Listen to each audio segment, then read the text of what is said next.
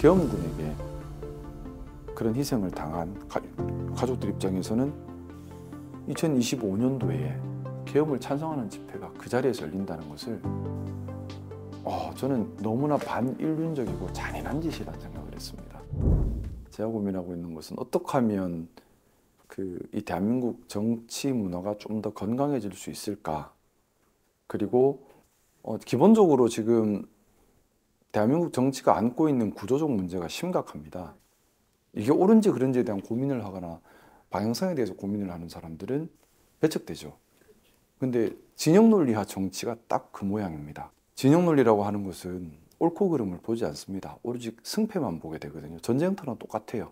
그러다 보니 김문수 장관처럼 잘못됐어도 고개를 숙이지 않고 강하게 맹목적으로 목소리만 내는 사람만 대접받고 인정받는 거예요. 당 안에서 인정받는 사람도 또 새롭게 들어오는 사람도 심지어 당의 지도부조차도 맹목적인 성향, 극단적인 성향을 띌 수밖에 없게 돼요. 또 옳고 그름에 대한 고민보다는 오로지 승패에만 매몰돼서 집착할 수밖에 없게 됩니다. 그래서 항상 옳고 그름을 먼저 판단을 하고 거기에 따라서 옳음을 추구하다 보면 거기에 따라 오는 이득이 진짜 이득이라고 저는 봅니다. 그러면 보수 정당은 보수의 가치를 추구함으로써 옳음을 추구하고 그걸 통해서 국민들께 신뢰를 드리고 거기서 나오는 지지가 진짜 지지겠죠. 근데 그렇게 하지 않고 당장 강성 지지층을 모으고 그 강성 지지층이 본인을 따르게 함으로 인해서 정치적 이익을 얻고 그 정치적 힘을 가지고 당권도 장악하고 경우에 따라 선거에도 사용할 수 있다고 생각하는 그런 정치적 이득 관계를 계산하는 것이 지금의 사태를 만든 것이 아닌가 생각하는데 또 그걸 당연하다고 생각을 해요. 그건 당연한 게 아니거든요. 지금 그 정치인이 자신의 정치 세력을 강화하기 위해서 이해, 무엇이 더 이득인가 무엇이 손해인가만 계산에만 집착해서 세력을 강화시킨다면 거짓 선동도 괜찮다. 사회 갈등도 괜찮다.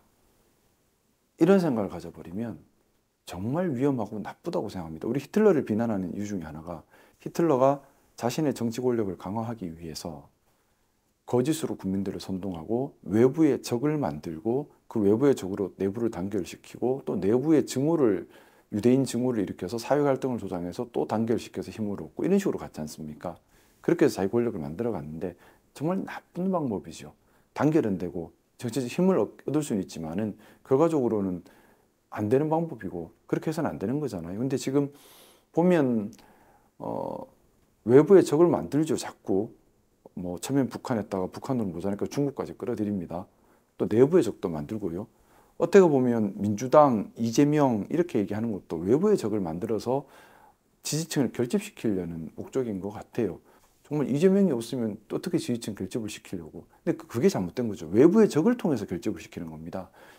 잘못된 방법이에요. 자기 지역의 기득권 카르텔을 고려한다면은 사실은 제일 중요한 것은 국회의원을 이어가는 것이 되겠죠. 그러면 국회의원을 이어가려면 당권을 가져야 될 것이고요. 당권을 가지고 본인이 또 공천을 받아야 돼요. 특히나 그런 이미 기득권을 가지고 있는 사람들 입장에서는 개혁이란 말이 정말 쇄신이란 말이 정말 싫죠. 어떻게 보면 민주당보다 훨씬 싫은 말이 당 안에서 개혁하겠다는 말일 겁니다. 왜냐하면 민주당이 내 국회의원 자리를 뺏어가진 않지만 당에서 개혁하겠다는 사람들은 국회의원 공천을 위협할 수 있지 않습니까? 좀 병들었다고 봐요. 하지만 처음부터 그러진 않았던 것이고요.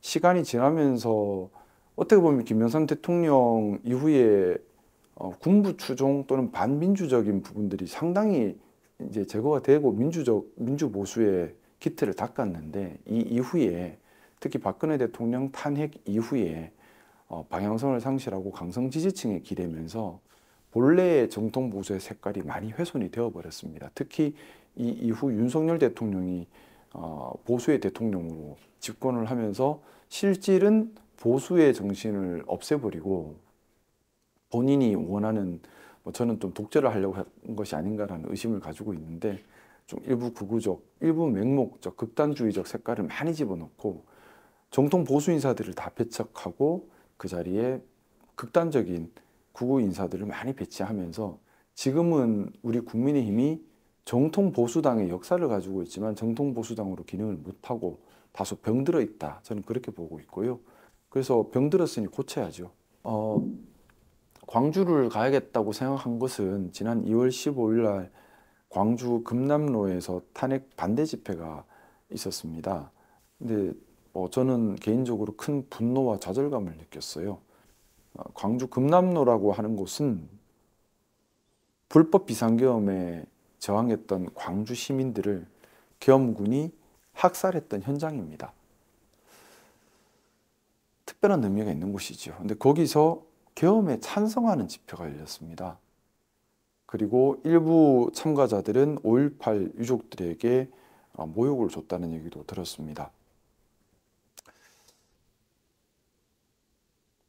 형제와 자식을 잃은 5.18 유족들 입장에서는 계엄군에게 그런 희생을 당한 가족들 입장에서는 2025년도에 계엄을 찬성하는 집회가 그 자리에서 열린다는 것을 저는 너무나 반인륜적이고 잔인한 짓이라는 생각을 했습니다. 우리가 최소한의 지켜야 될 선이 있는데 정쟁을 하더라도 저는 그 선을 넘었다고 보고요. 너무나 송구하고 부끄러운 마음이었습니다. 그래서 저 혼자라도 가서 5.18 희생 영령들께 사과드리고 또 그분들의 희생이 헛되지 않는다, 민주주의 지켜가겠다는 다짐을 드리고, 그리고 기회가 된다면 광주 시민들께도 대신 사과를 좀 드리고 싶었습니다.